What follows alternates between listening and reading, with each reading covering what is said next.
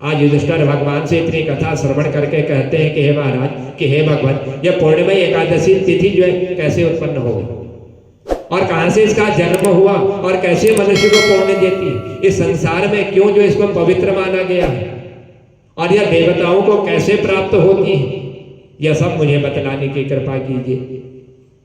भगवान कहते कि हे कुंती नंदन, हे युधिष्ठिर, एक प्राचीन समय की बात है जिस समय सतयुग प्रारंभ हो रहा था। उस सतयुग में एक मुर नाम का एक दानव उत्पन्न हो गया और यह मुर नाम का जो दानव था यह बड़ा अद्भुत था और इसका रूप जो है बड़ा रौद्र रूप था। यह देवताओं से भी अलग दिखाई देता था, भिन्न दिखता था, बड़ा भयंकर रूपधारी इसका शरीर था। उस काल रूपधारी दुरात्मा महासुर ने एक बार जो है इंद्र को भी जीत लिया, यानी इतना बलशाली था कि इंद्र भी इससे जो है हार चुका था। संपूर्ण देवता आज इस राक्षस से जो है परास्त हो गए थे, इससे हार चुके थे और इसने जो है जितने भी देवता थे इन समस्त देवताओं को अपने अपने स्थान से वंचित कर दिया, स्वर्ग से सबको निकाल दिया था। सो हे महाराज, शंकित और भयभीत होकर के आज जितने भी देवता थे, यह सारे देवता जब पृथ्वी पर भ्रमण कर रहे थे तो एक दिन जितने देवता स्वर्ग से इस मुर नाम के राक्षस ने निकाले थे भगवान शंकर के पास पहुंचे और भगवान शंकर के पास जाकर के इन्होंने कहा कि इंद्र ने भगवान शंकर को दंडवत प्रणाम किया और प्रणाम करते हुए इस राक्षस ने जैसा देवताओं के साथ किया था सारा वर्णन आज भगवान महादेव को सुना। कहा इंद्र ने कि हे त्रिलोकीनाथ, कि हे भोलेनाथ, यह देवता स्वर्ग से प्रशस्त होकर के इस पृथ्वी पर भ्रमण कर रहे हैं। इसको जो है उस राक्षस ने स्वर्ग से निकाल दिया है। मनुष्यों में रह करके आज इन देवताओं की शोभा नहीं हो रही, क्योंकि देव जो है कोई उपाय इनके लिए बतलाने की कृपा कीजिए कि देवताओं का जो है अपना अपना राज्य कैसे प्राप्त हो। आज ये देवता किसका सहारा ले, किसके शरण में जाए ताकि इनको इनका अधिकार प्राप्त हो जाए और ये जो मुर नाम का दैत्य है इस दैत्य का भी जो है वध हो जाए, ये भी समाप्त हो जाए।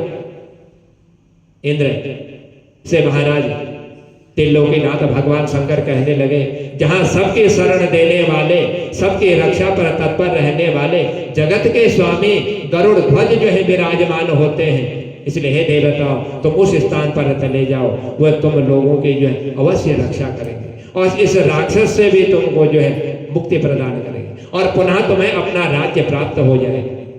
तब भगवान श्री कृष्ण ने कहा कि दुष्ट महादेव जी की बात सुन करके परम बुद्धिमान देवराज इंद्र जो है संपूर्ण देवताओं को अपने साथ लेकर के चले और भगवान क्षीर सागर में जहां पर विराजमान थे, जल में सो रहे थे, उनका दर्शन करने के लिए आज इंद्र ने जो है हाथ जोड़ने प्रारंभ किए और हाथ जोड़ करके आज देवराज इंद्र जो है भगवान की स्तुति कर रहे हैं जो जल में शयन कर रहे हैं। कहा इंद्र ने कि हे देवेश्वर, कि हे भगवान, मैं आपको दंडवत प्रणाम करता हूं। देवता और दानव दोनों ही आपकी वंदना करते हैं, ये नहीं कि देवता ही आपको पूजते, ये दानव लोग भी आपकी पूजा करते हैं और आपने दानवों का भी उद्धार किया हुआ है। इसलिए पुंडरीकाक्ष, आप दैत्यों के शत्रु तो हैं, इसलिए हे मधुसूदन हम लोगों की आप रक्षा कीजिए।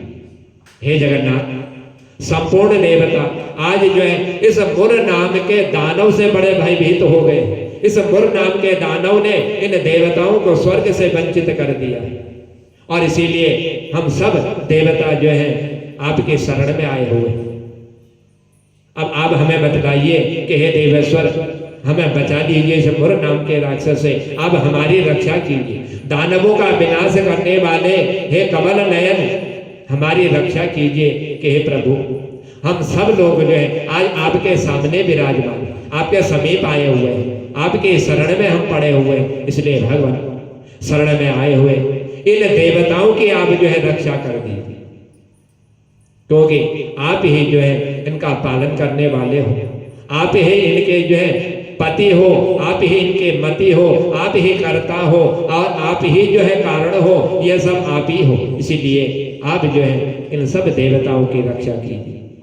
हे महाराज, आप इनके माता हो, आप इनके पिता हो, इस जगत के पालन करने वाले, रक्षा करने वाले स्वयं आप हो। इसलिए हे देवेश्वर, हम सब देवता आज आपके शरण में आए हुए हैं। सो हे प्रभु, हमारी रक्षा कीजिए, क्योंकि ये जो अत्यंत उग्र स्वभाव वाला जो महाबली, ये मुर नाम का जो राक्षस है, सो हे भगवान, इस दैत्य ने संपूर्ण देवताओं को जीत करके आज इन देवताओं को जो है स्वर्ग से भी वंचित कर दिया है। ये सब स्वर्ग से वंचित होकर के इस पृथ्वी पर भ्रमण कर रहे हैं।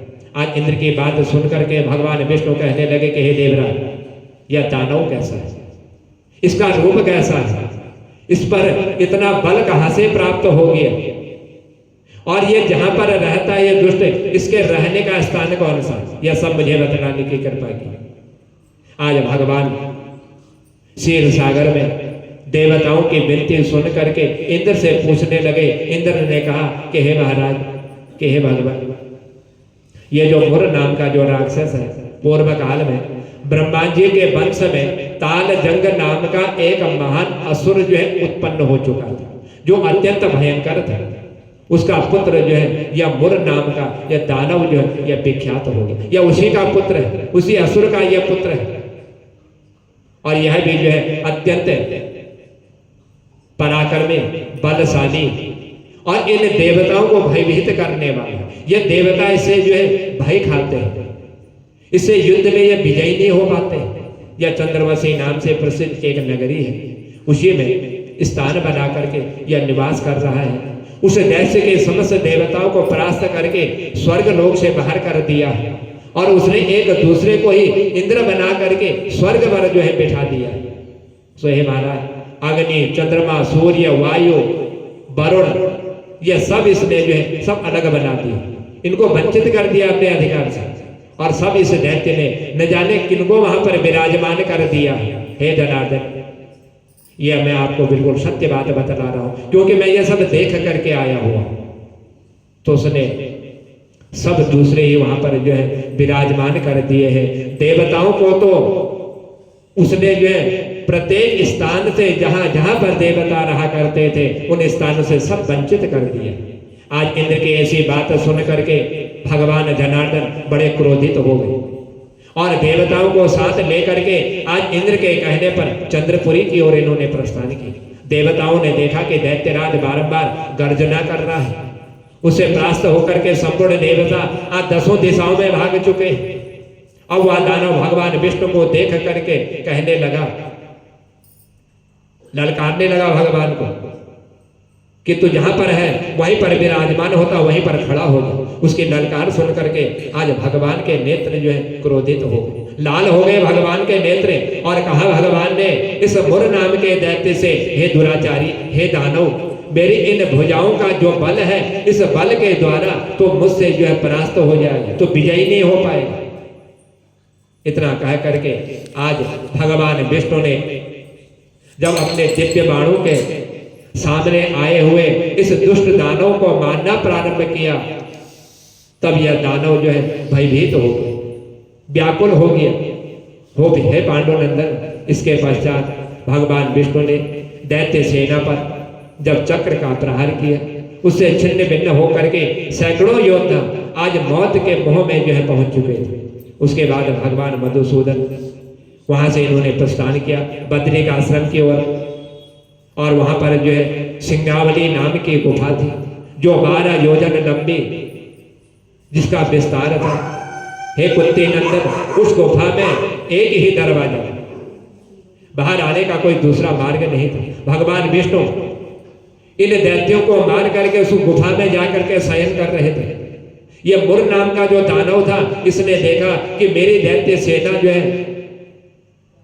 कितने लोग इसमें मारे जा चुके हैं। आज भगवान को मारने के लिए बड़े वेग से जो है उसी गुफा की ओर इसने प्रस्थान किया जहां पर भगवान विराजमान थे, सो रहे थे, जिसमें एक ही दरवाजा जाने का था, वही दरवाजा बाहर आने का था। उनके पीछे चला गया। सो हे महाराज, वहां पहुंच करके उसने भी उसी गुफा में प्रवेश किया जिस गुफा में भगवान जो है सो रहे थे।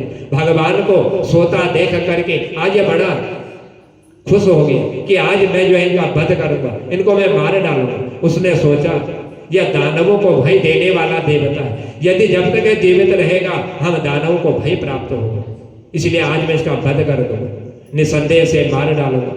हे दुष्ट, दानव के इस प्रकार विचार करते ही भगवान विष्णु के शरीर से एक कन्या प्रकट हुई, और यही कन्या जो है बड़ी रूपवती, सौभाग्यशालिनी, और न जाने कितने अस्त्र इसके हाथ में विराजमान थे। अनेकों शस्त्र और अस्त्रों को धारण किए हुए यह प्रकट हो गई, और भगवान के तेज के अंश से इसका जन्म हुआ था।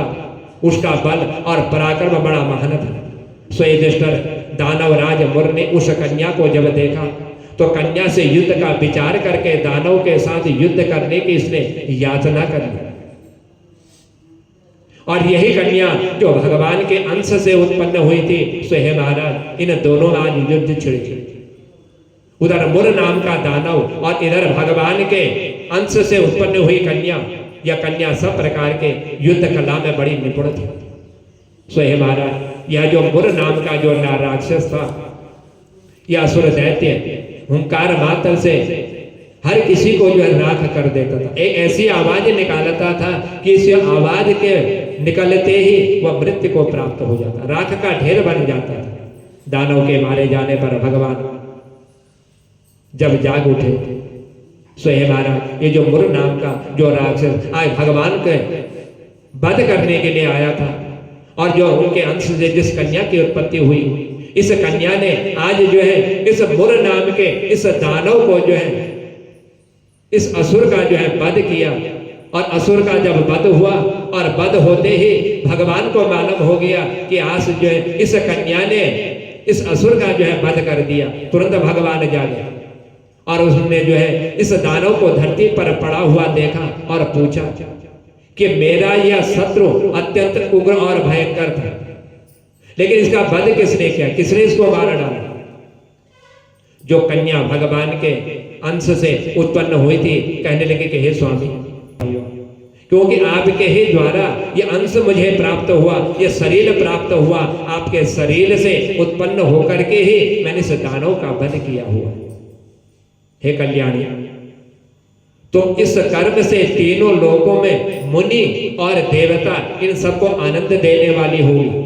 अतः तुम्हारे मन में जैसी रुचि हो उसके अनुसार तुम जो है जो कुछ भी मुझसे वर मांगना चाहते, जो तुम्हारे मन में हो वह वर मुझसे मांग लीजिए। जो देवताओं को बड़ा दुर्लभ है, देवताओं को भी प्राप्त नहीं होता, वह सब आज वह वर मैं तुम्हें प्रदान कर दूंगा जो तुम मुझसे मांगोगी। इसमें कोई संदेश नहीं है, कुछ विचार मत करना, कुछ सोचना मत, जो मन में हो तुरंत मांग लीजिए। आज यह कन्या भगवान के ऐसे वचनों को सुन करके वर मांगने लगी, क्योंकि यह जो है भगवान से उत्पन्न हुई यह एकादशी थी, और भगवान से ही इस एकादशी की उत्पत्ति हुई। इसीलिए इस एकादशी को उत्पन्ना एकादशी कहा जाता है।